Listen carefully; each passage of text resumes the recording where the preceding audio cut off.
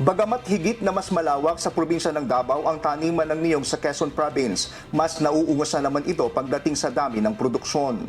Upang mapataas ang produksyon, tinutukan ng Philippine Coconut Authority ng Quezon Province ang hybridization ng pananim na niyog.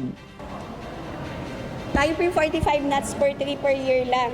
Kumpara sa Mindanao na 80 nuts per tree per year. So almost mag-double yung kanyang production capacity sa Davao versus Quezon. So area-wise, malawak ang ating pataniman ng niyog. Pero pagdating sa production, na-overtaken tayo ng Davao. Ayon pa sa PCA, ang hybrid seedlings ay nabumunga na sa loob lamang ng 3 taon kumpara sa ordinaryong puno na tumatagal pa ng 9 na taon bago mamunga. So paano natin ma-address? Dito po sa hybridization program, ang gusto natin, makapagtanim na din po tayo ng mga high-yielding varieties natin. Early bearing and high yielding.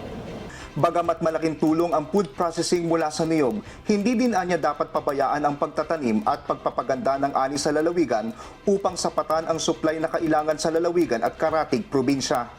Diyos ang aming sandigan, serbisyo publiko ang aming pinahahalagahan. Japet Cablayda, humahataw.